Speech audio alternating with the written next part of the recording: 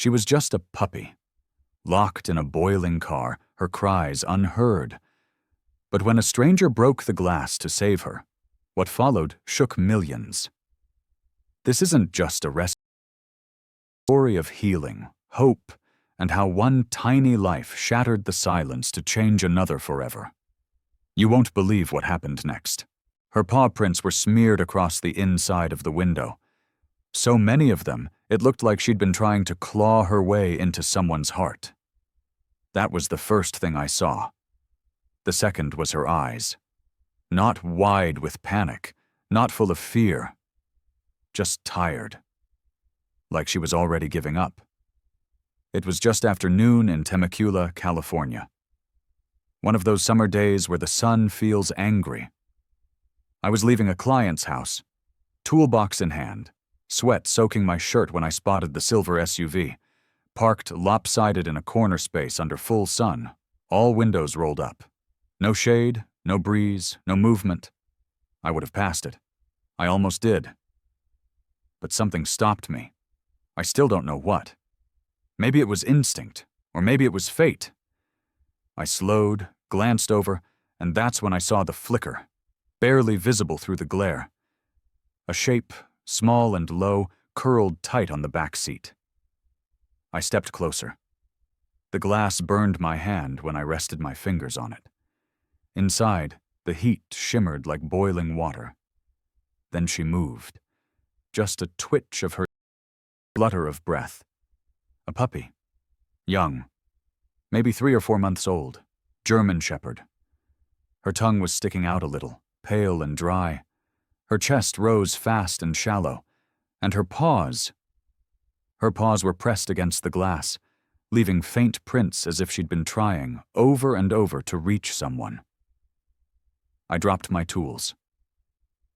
"Hey," I said softly through the window, crouching low. "Hey, sweetheart, stay with me." She didn't bark, didn't move much, just looked at me. Not in panic, something worse. Like she didn't expect anything. Like she'd been waiting, and nothing ever came. That look cut deeper than anything I'd ever seen. "My name's Jesse. I'm 38. I work maintenance, HVAC, plumbing, a little bit of electrical when needed. I've seen houses gutted by fire, people frozen in winter with no heat, pets huddled by vents just trying to survive. But I've never seen anything like that puppy in that car." I felt something twist in my gut. I pulled out my phone and dialed 911. "German Shepherd puppy, locked in a vehicle, full sun, no movement. Please, just get someone here fast." As I gave the plate number and address, I kept one hand against the glass. She shifted barely. Her paw slid down the window, leaving a streak.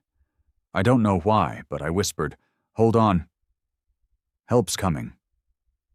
But was it?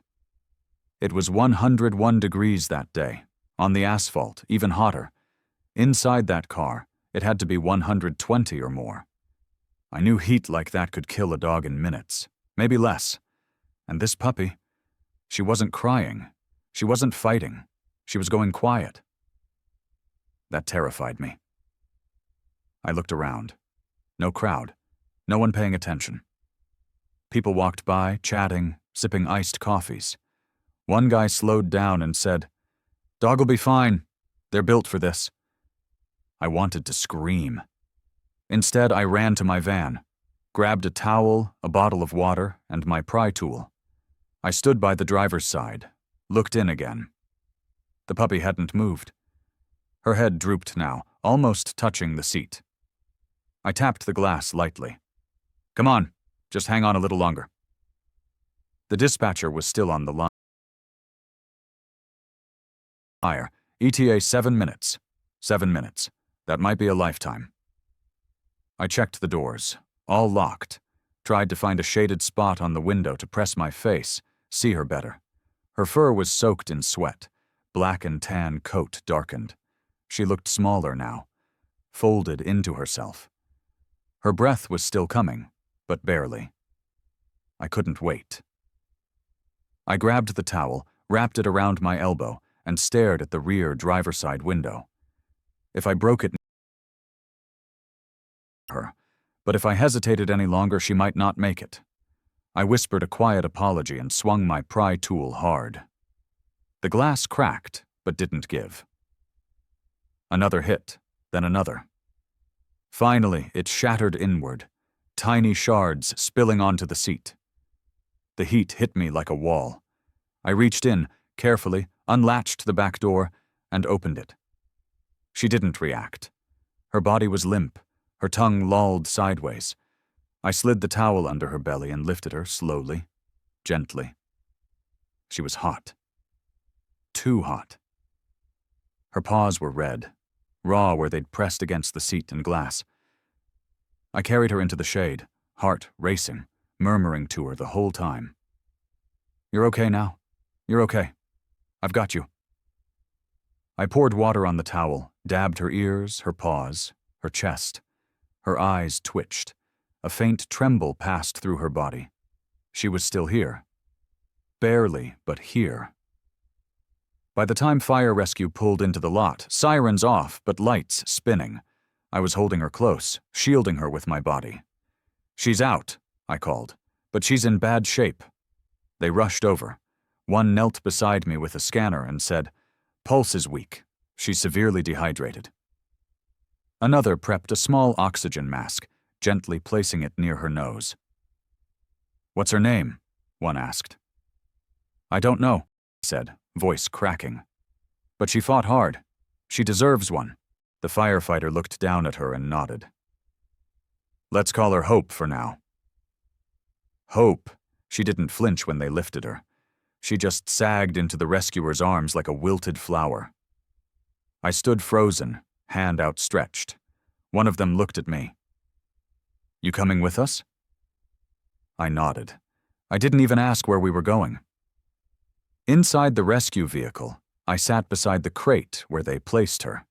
A cooling pack rested under her belly, a tiny IV line already feeding into her paw. Her eyes were still closed, but I thought I saw them flutter once. I leaned forward. "You're not alone anymore, Hope. I'm here. I see you." And for the first time since I found her, I felt something stir in my chest. Like a memory. Like someone had seen me, too. The veterinary ER was a blur of movement and cold tile floors. I followed the team inside like I belonged, though no one stopped me. Maybe it was the way I hovered close to her gurney, or maybe it was the dirt-streaked towel still slung over my shoulder. They wheeled her